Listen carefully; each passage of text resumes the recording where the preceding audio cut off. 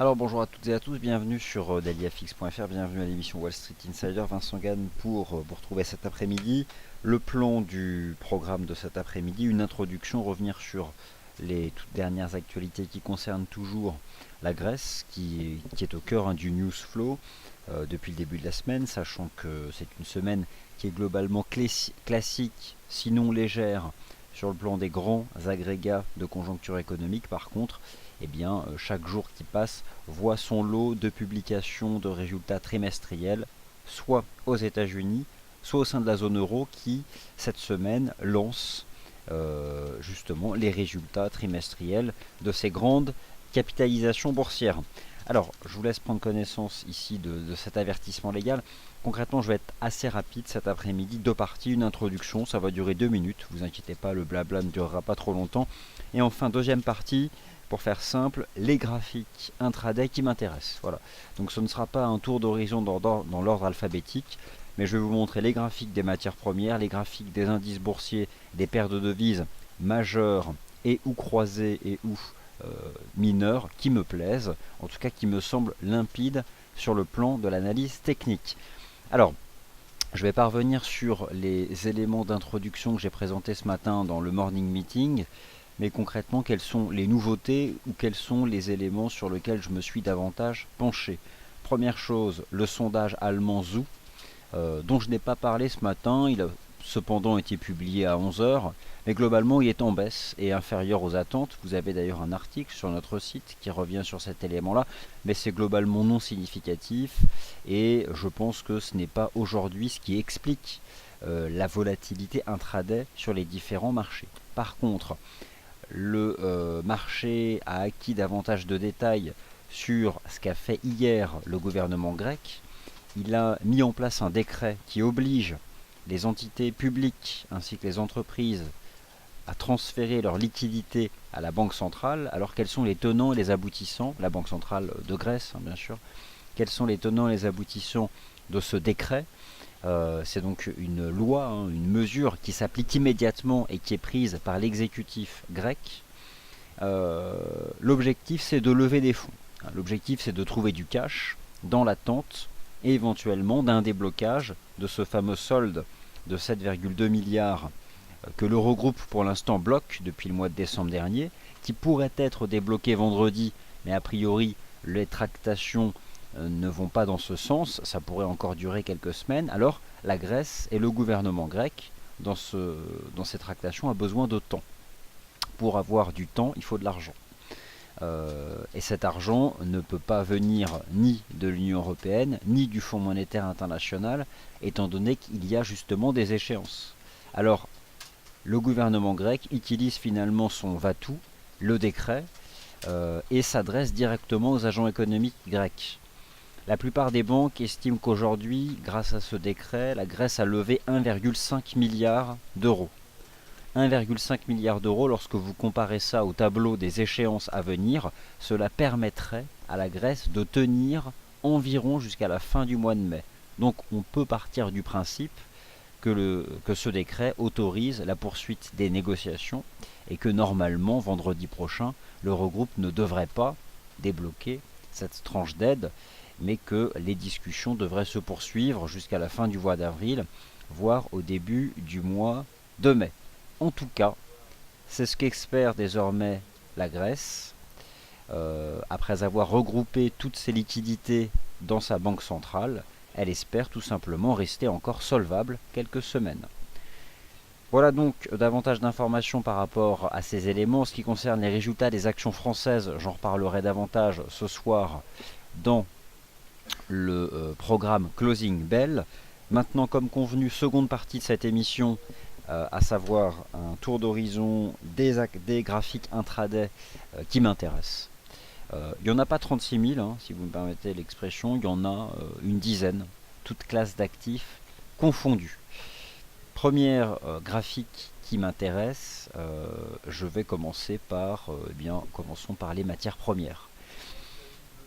Les métaux précieux. Les métaux précieux, l'once d'or, brièvement, ne m'intéresse pas plus que ça. C'est un range. L'once d'or, c'est un range. D'ailleurs, depuis le début de l'année, j'ai positionné ici sur l'axe du temps une barre verticale qui traverse donc l'axe des abscisses à hauteur du 31 décembre du 1er janvier 2015.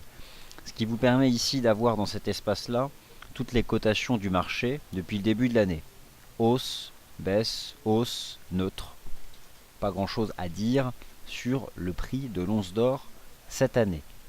Que se passe-t-il depuis le début du mois d'avril?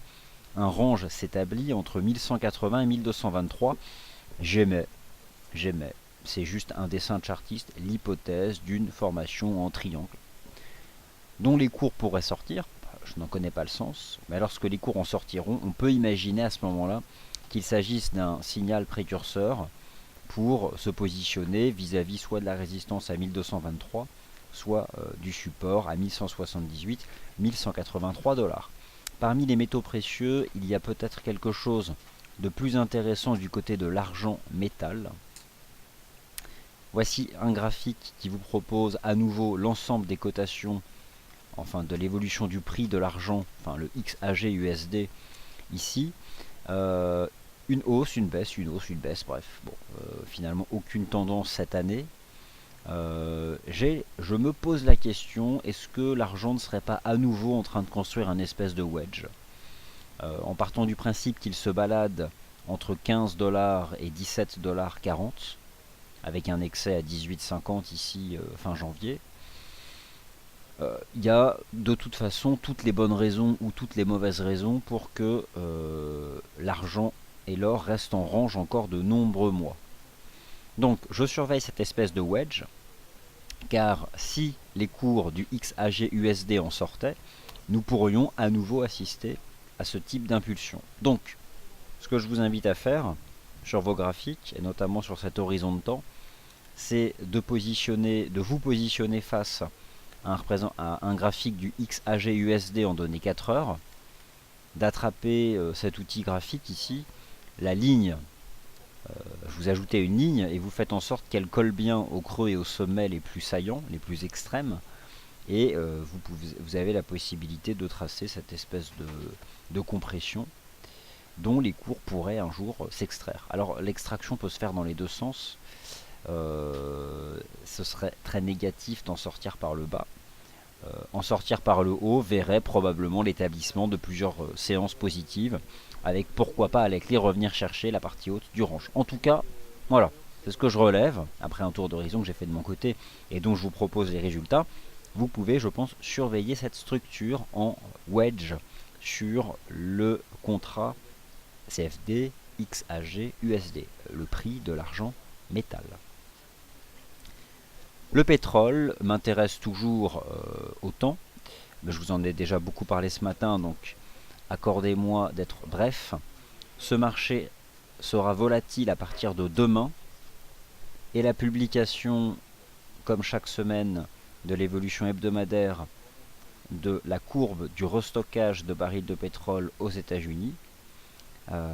D'ici là, je ne m'attends à pas grand-chose, sauf la poursuite d'un range de très court terme entre 56,60 et 58,60, un range de 2 $, dont les cours sortiront par le haut ou par le bas, en fonction demain de l'étendue du restockage de barils de pétrole aux États-Unis. Or, news flow autre qui serait lié à des éléments de l'offre et de la demande plus générale. Voilà donc pour l'once d'or, une hypothèse en triangle symétrique, un espèce de wedge sur le XAG USD, une compression au moins, un range de court terme sur le US Oil, mais ma conviction reste que le point bas a été fait sur le prix du pétrole au mois de mars, et donc au premier trimestre de l'année 2015, et je pense toujours que ce marché peut aller chercher le niveau de prix des 60 $. Voilà donc concrètement pour les trois graphiques en données 4 heures matières premières sur lesquels je souhaitais revenir. Maintenant, autre marché qui m'intéresse, c'est l'évolution du prix du Bund, avec la possibilité de voir ce marché réaliser un pullback dans une zone support que j'établirais entre 159,60 et 160. Cette zone ici, pourquoi? Car nous avions à ce moment-là établi un excès ici, fin février, Les cours l'ont débordé la semaine dernière, enfin depuis la mi-avril. On a un mouvement de retour.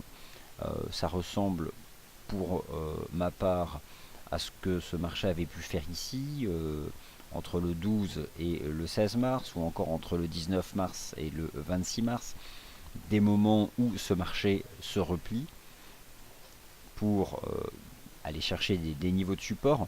Donc voilà, moi j'aurais tendance désormais à essayer d'attraper un niveau de support. Vous pouvez surveiller deux choses. D'une part, le RSI H4 du Bund, et notamment la réaction sur ce que j'appelle la neutralité. Donc la neutralité, nous en approchons. L'idée étant d'avoir une conjugaison support sur le RSI et support sur les prix. La zone support sur les prix, c'est une zone, elle s'établit ici, selon moi, entre 159,50 et le niveau de prix des 160. C'est sur ce niveau que j'estime que le prix de ce marché est susceptible de réagir pour reprendre sa marche en avant.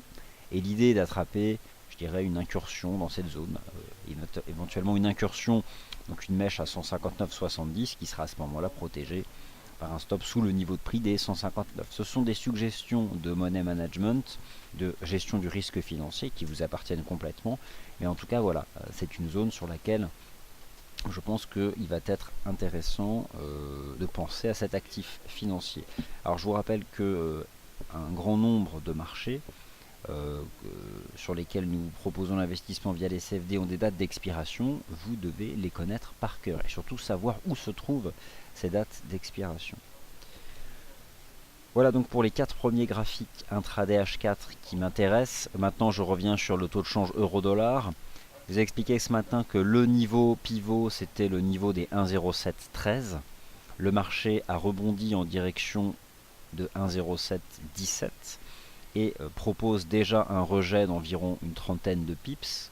C'est le pivot, c'est pas très impulsif, non, c'est pas non plus extrêmement directionnel. Cependant voilà, je pense que c'est la zone à surveiller, donc ce graphique m'intéresse toujours autant que ce matin, et j'ai tendance à dire que voilà, je m'intéresse à l'établissement d'un cours de clôture de part et d'autre de ce niveau des 1,0713, à l'image de ce qui s'était passé ici le 9 avril, clôture phase de baisse, ici débordement phase de hausse, ce matin clôture en dessous, phase de baisse, et bien voilà, tant que la clôture H4 s'établira en deçà de ce niveau de prix horizontal, c'est cette direction que je défendrai.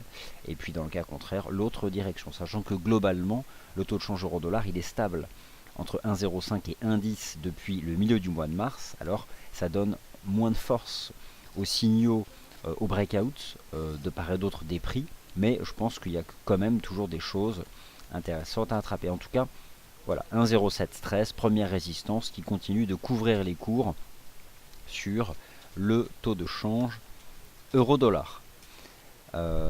Ensuite, du côté des autres paires de devises majeures, croisées ou mineures, voici celles qui me plaisent.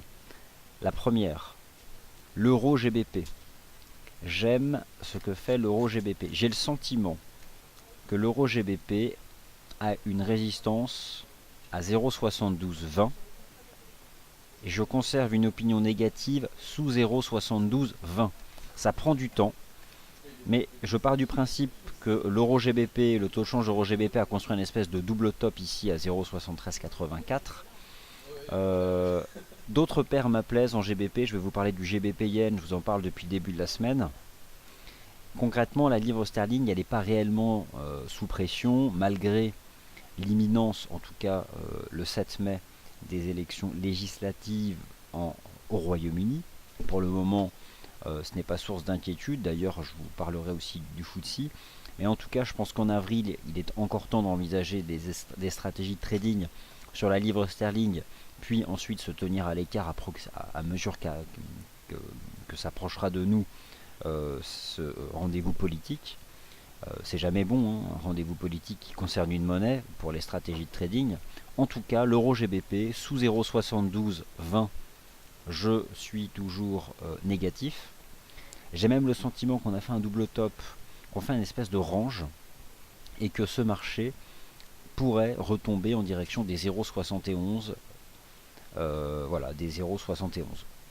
Donc, l'idée, c'est que cette résistance à 0,7220, dès lors qu'elle est testée, peut servir pour une stratégie de vente, et quand bien même nous n'irions pas vers de nouveaux plus bas, et dans le cas de figure où il s'agirait simplement d'un range ici de 70 pips, bah moi 0,7220, je trouve toujours que c'est un niveau attractif de vente sur la paire euro GBP. En vrac, les paires de devises qui me semblent intéressantes sur le court terme, la UD-CAD.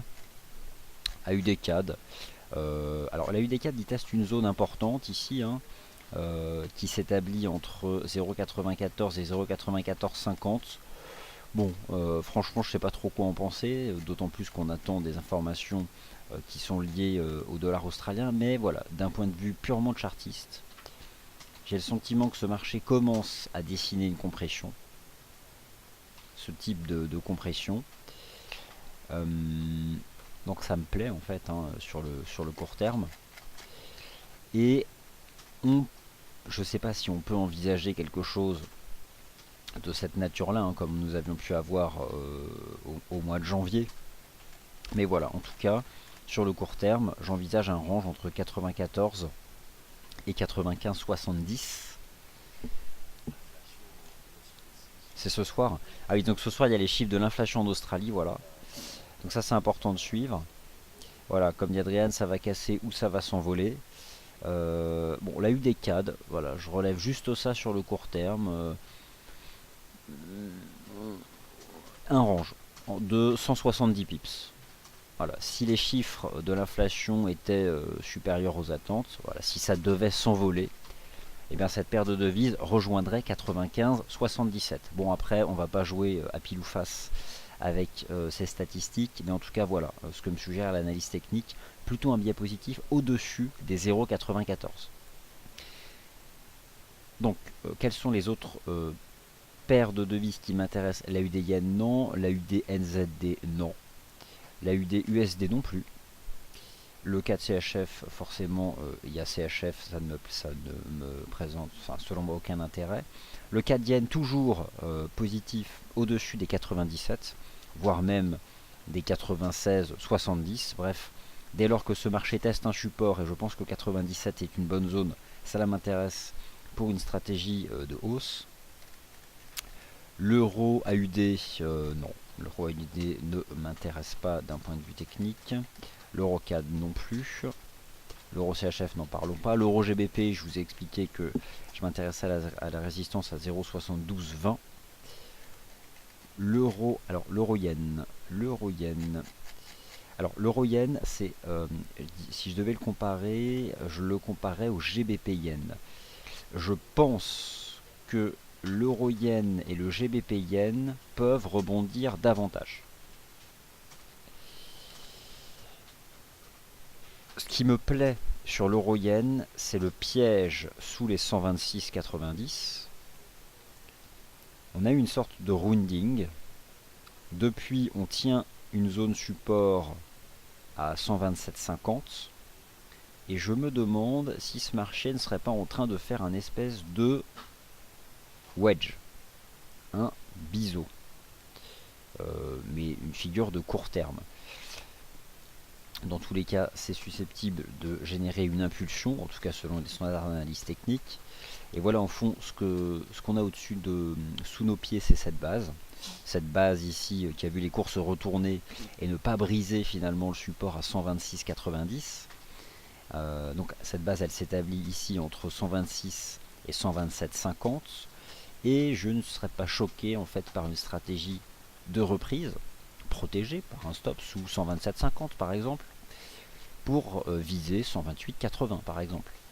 En tout cas, dans l'éventualité où l'euro-yen sortirait de cette compression, la cible théorique, elle s'établit de cette façon suivante. Je prends tout le mouvement qui a été balayé avant, au point bas qu'on est en train de faire.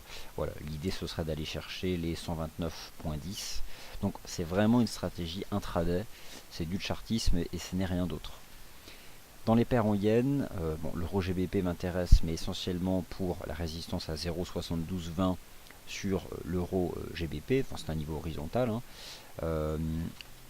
Le GBP yen, j'y vois quelque chose d'assez proche de l'euro yen, avec ce piège le 14 avril. C'est-à-dire que l'euro yen et le GBP yen ont tenté le 14 avril de basculer sous leur plus bas du mois de février 2015.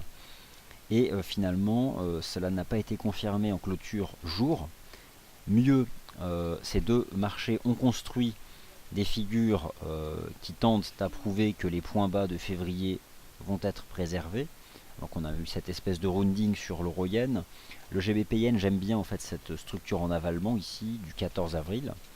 Ce que je dis depuis le début de la semaine, c'est qu'au-dessus, que je m'intéresse au niveau des 177, au niveau de prix des 177, et je continue de penser que au-dessus des 177, on a un niveau de support intéressant pour viser. C'est pas des 1000 et des 100, ce sont des mouvements d'une centaine de pips, mais je pense que ce marché peut toujours aller chercher les 179,30. C'est un peu comme l'euro yen, hein. L'idée c'est d'attraper une centaine de pips en me basant uniquement sur ce travail chartiste des bougies japonaises H4 de ces paires de devises. Donc Eurodol, le niveau des 1,0713, je vous en ai parlé ce matin. L'euro GBP, vous l'avez compris. L'AUD CAD, bon, méfiance ce soir donc avec l'AUD de manière générale. Le GBP Yen me plaît. La paire Euro Yen me présente selon moi aussi un intérêt. Le dollar néo-zélandais a tendance à se renforcer. C'est un fait. Est-ce que cela peut profiter au NZD Yen? Alors ça a déjà profité au NZD Yen. D'ailleurs le NZD Yen teste un niveau de résistance. C'est un seuil d'accélération, je pense, que nous avons là sur le NZD Yen. Alors, pour le moment, il est vraiment sous résistance, hein. Vous voyez, c'est ce niveau que teste le NZD Yen. J'éviterai cependant de le vendre. Notamment depuis ce piège à nouveau du 14 avril. Et j'aurais tendance à penser que le NZD Yen pourrait aller chercher plus haut.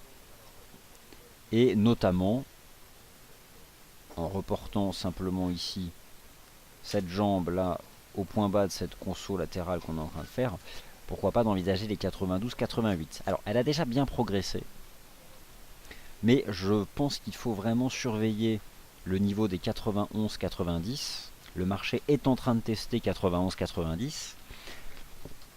Alors c'est une résistance, mieux vaut attendre son franchissement et puis profiter d'un pullback éventuel pour viser plus haut, hein, et puis pourquoi pas revenir enfin chercher les sommets de décembre 2014 aux alentours des 93-95.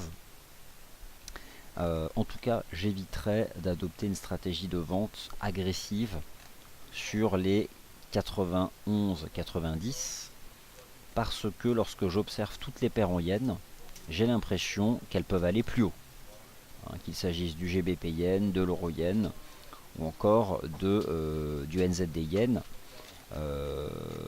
Bon, la UD yen, je préfère pas me positionner dessus avec les chiffres de l'inflation ce soir, ça me paraît être trop risqué. Donc voilà pourquoi NZD yen, euro yen et GBP yen sont davantage des paires de devises qui m'intéressent. Alors de même, l'USD yen, je vous en ai parlé ce matin, ce marché finalement s'établit toujours dans un trading range entre 118,30 et 120,60. Étant donné qu'il s'est repris de manière assez impulsive à proximité des 118,30, USD yen est susceptible de revenir chercher les 120, voire les 120,60. Mais de toutes ces paires en yens, au final, j'ai une préférence pour la construction technique du GBP yen, de l'euro yen et cette compression potentielle en wedge, et bien sûr du NZD yen qui pourrait franchir, ce n'est pas fait, mais qui pourrait enfin réussir à déborder les 91-90. Alors là je vous ai présenté une quinzaine de charts, ce sont juste des configurations graphiques qui m'intéressent, avec des niveaux à suivre. Maintenant, que penser du CAC et du DAX? Il est toujours difficile de dire si un point bas a été fait lors de la séance du 17 avril ou si nous sommes simplement en train de retracer la semaine baissière qui a eu lieu la semaine passée. Pour ma part, ça dépend des marchés en fait. Globalement, j'aurais tendance à dire que après ce trimestre, plus 2 semaines de forte hausse, on pourrait assister sur les marchés actions de la zone euro à des ranges, comme finalement ça a été le cas à Wall Street depuis le début du mois de décembre, le milieu du mois de décembre. Sur le très court terme, en utilisant ici ces bougies japonaises H4, ce matin dans le morning meeting, je vous ai expliqué que deux niveaux pouvaient faire réagir les cours, 5170 sur le CAC et 11 900 sur le DAX. Ces niveaux ont fait réagir le marché. Il y a eu une espèce de volatilité en fin de matinée en Europe. Puis finalement ça a été racheté de plus belle. Donc là maintenant, j'ai envie de vous dire que le CAC se retrouve enfermé sous les 5240, ok, mais au-dessus des 5190. Et franchement, qui peut dire quelle sera l'évolution de ce marché dans cette espèce de forme chartiste indescriptible? C'est plus du tout aussi limpide que par le passé. On est rentré dans une période plus incertaine sur l'évolution du prix des actions de la zone euro et peut-être moins en tendance que ce qu'on a pu avoir jusqu'au milieu du mois d'avril.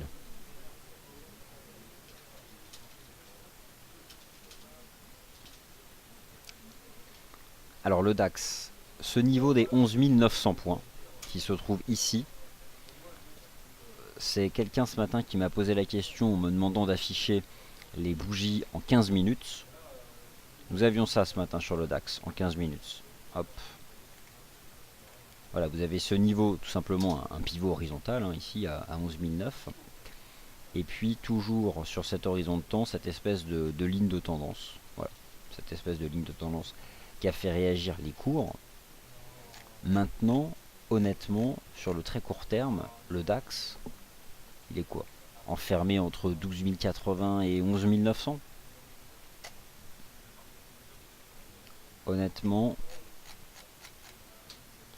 on a... alors, pour le moment, c'est vrai que ça peut s'apparenter à une sorte de pullback sur la précédente ligne de tendance haussière. Alors pourquoi d'ailleurs? Parce qu'elle a été... je vais la repositionner correctement. Voilà, ça c'est la ligne de tendance haussière qui était en place depuis le 21 janvier. 21 janvier, date d'annonce du programme de quantitative easing par la Banque Centrale Européenne. J'ai envie de dire que désormais les cours ils sont globalement couverts par ces éléments là, quoi, hein, 12 080, 12 200, mais soutenus après la reprise de ce matin par le premier support à 11 900. Ce qui serait finalement négatif, ce serait de rebasculer sous les 11 900. Mais sur le très court terme, moi ces marchés, je suis complètement neutre dessus. Alors, étant donné qu'il s'agit quand même de l'émission Wall Street Insider, et d'ailleurs je n'ai pas changé le titre de l'émission, c'est chose faite, on va bien sûr parler de Wall Street. Le SP500, qui a réalisé hier une belle séance, qui tente pour la troisième fois de déborder les 2110 points, une espèce d'oblique aussi de résistance en place depuis la fin du mois de février. Bon, il faut que ça passe. Ça fait un peu reprise en V-bottom, en tout cas reprise impulsive. Ce qui serait fortement positif, ce serait de déborder les sommets de la mi-avril, qu'on teste d'ailleurs depuis le 15 avril, hein, ces fameux 2110. On verra, ça peut passer. Et pour le moment, ce n'est pas le cas. Donc on teste cette résistance et pour le moment, ces marchés sont toujours établis dans des ranges. De même, le Dow Jones complètement enfermé. Vous avez cette ligne de tendance qui attrape tous les sommets depuis le 2 mars. En fait, ces lignes de tendance, elles attrapent le sommet du 2 mars et le sommet du 23 mars. Ce qui vous permet de tracer une oblique chartiste qui couvre les cours depuis le 15 avril. Alors, les marchés US tentent de les franchir, de franchir cette oblique. On a le sentiment que ça pourrait le faire cette fois, sauf que ce n'est pas fait. Donc tant que ce n'est pas fait, je ne vais pas anticiper le mouvement. Alors les marchés actions US nous avaient habitués à des ranges. Le FTSE a un mouvement assez poussif, tente de s'affranchir de ses tops, mais le FTSE c'est pas évident. Est-ce qu'il nous fait un espèce d'énorme biseau? Il reste à proximité de ses sommets historiques, il ne baisse plus comme par le passé, mais il ne s'en éloigne pas non plus. C'était pas évident le FTSE, mais bon, on peut toujours envisager que ça finira par passer, mais bon, tant qu'on est couvert par cette espèce d'oblique qui attrape tous les sommets, c'est compliqué. Les marchés actions US étaient globalement dans des ranges depuis le mois de décembre. Alors forcément, les marchés directionnels qui restaient étaient ceux de la zone euro. À leur tour, ils peuvent entrer dans des ranges, ce qui serait logique après un trimestre plus 2 semaines de hausse en ligne droite. Reste le Nikkei, que j'aime bien. Je vous en ai parlé ce matin, je vous invite à réécouter le morning meeting, où il y a peut-être encore un directionnel à attraper jusqu'au niveau des 20 800 points, qui est une résistance de l'année 2000. Et éventuellement, si vous cherchez des constructions graphiques sur les marchés actions de la zone euro un peu plus limpides, j'aurais tendance toujours à considérer que les indices italiens et espagnols au-dessus de leur précédent sommet de l'année 2014, notamment donc les 11 240 de l'IBEX, ou encore les... alors attendez, je vais aller chercher. Les TAC 40 et les 22 550 du MIB peuvent, sont des niveaux de prix horizontaux en tout cas, je dirais un peu plus limpides. Et ensuite, au final, lorsque je regarde le positionnement de tous ces indices boursiers vis-à-vis de la moyenne mobile à 20 jours, l'Eurostoxx 50 est en dessous, le DAX aussi, le MIB aussi, le CAC est au-dessus. L'ensemble manque désormais de cohérence. Il est toujours difficile de dire si nous sommes en train de retracer la jambe de baisse de la semaine dernière, ou si nous sommes tout simplement, donc ce qui signifierait qu'on peut envisager une nouvelle jambe corrective, ou est-ce que tout simplement le marché est devenu parfaitement neutre à l'intérieur de bandes horizontales où il pourrait être volatile.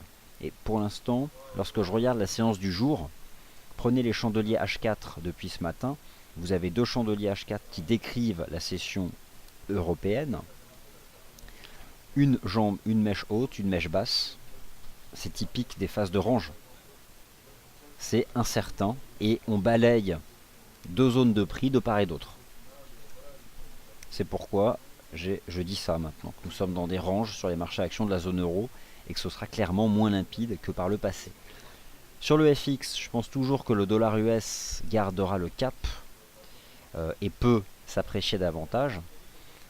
C'est pourquoi l'euro-dollar sous les 1,0713, selon moi, il est toujours en risque,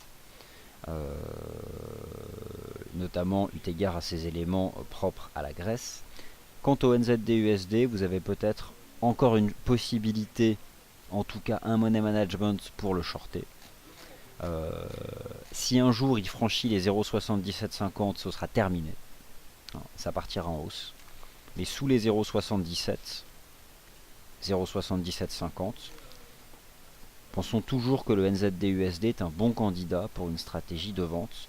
Et c'est probablement un niveau plus limpide que les 1,0713 de l'euro-dollar. Voilà donc pour tous les charts qui me semblaient intéressants. Maintenant, je vais répondre à vos questions.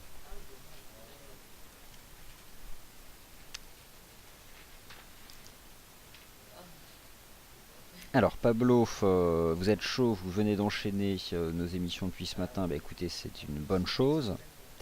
Alors bonjour Brown Teddy, j'ai évoqué en effet le cas du S&P 500. Alors, ok, donc un commentaire de USA, mais que je ne comprends pas complètement. Alors, question de la part de Julien sur le taux de change euro-GBP. Ok, donc sur le taux de change euro-GBP, moi j'en ai parlé tout à l'heure. Je pense que c'est un taux de change en risque, et ce, tant qu'il se maintiendra sous la résistance à 0,7220, je pense qu'il peut casser des supports. Alors le CAD, on en a beaucoup parlé déjà. L'euro NZD ne fait pas partie des taux de change qui m'intéressent sur le court terme. Alors question de Crani, je peux aller checker sur l'once d'or, mais l'once d'or Euh, Fait-il un... Ah, disons que sur l'once d'or, si le dollar US de toute façon, bon, même si ce marché s'est neutralisé, je veux dire que si le dollar US remonte vers ses plus hauts annuels, bah, l'once d'or il peut tout à fait retomber en direction des 1178, hein, des 1180. Euh, Moi, dans un range comme ça, je vais pas forcément tenir compte des configurations en chandelier japonais. Alors en effet, on a cette structure en avalement, mais si j'en calcule la cible théorique, elle me renvoie simplement dans le bas de la pattern. Voilà, elle me renvoie à 1180. Donc en effet, pourquoi pas viser 1180 sur l'once d'or. Mais bon, là franchement, enfin voilà quoi, c'est envisageable, hein. C'est tout simplement revenir dans le bas du range.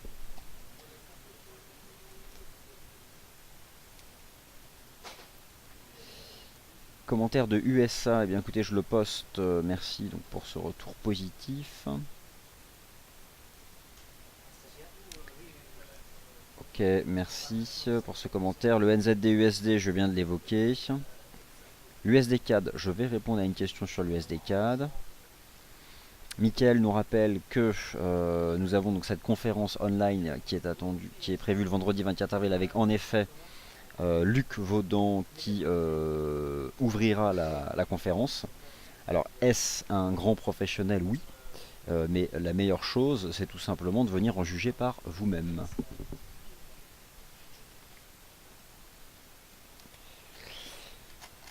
Alors, bonne question justement, étant donné que le dollar US reprend sa marche en avant. Bon, enfin, c'est le cas de toute façon depuis plusieurs heures. Que penser de l'USD CAD? Eh bien, l'USD CAD, j'aurais tendance à croire qu'il est en rebond technique, euh, qu'il existe une résistance entre 1,2330 et 1,2380. Et oui, je serais prêt à l'exploiter pour une vente bien timée. Donc c'est probablement pas encore le bon timing. L'idée c'est d'aller tester les points de décrochage de la semaine dernière. Après voilà, si vous constatez comme moi que le dollar US est fort et est susceptible de remonter en direction de ses sommets annuels, plutôt que se jeter sur l'USD CAD, la vente NZD USD est une bonne stratégie, notamment sous les 0,77 ou encore les 1,0713 du taux de change euro-dollar. Enfin voilà, concrètement, je pense que ce sont les deux meilleures possibilités. Et bon, moi, 1,2330, 1,2380 sur l'USD4, c'est une résistance qui me plaît, hein. C'est une résistance qui m'intéresse. D'autant plus que le dollar canadien pourrait reprendre sa phase de hausse. C'était une monnaie forte depuis quelques semaines, et avec en toile de fond la hausse du prix du pétrole. Mais pas seulement. Voilà, bah écoutez, j'ai répondu à toutes vos questions, donc merci d'avoir participé, d'avoir été attentif. Je vous retrouve pour un point beaucoup plus court et beaucoup plus rapide à 17h30, enfin entre 17h30 et 17h40, en mode très rapide, sur la séance du CAC 40, les actions françaises du CAC 40 qui font l'actualité aujourd'hui. Donc concrètement celles dont tout le monde parle le plus et qui ont impacté aujourd'hui l'indice parisien. Et je me concentrerai sur des graphiques intraday de notre CFD France 40, voilà, entre 17h30 et 17h45. Donc je vous salue et je vous dis à tout à l'heure.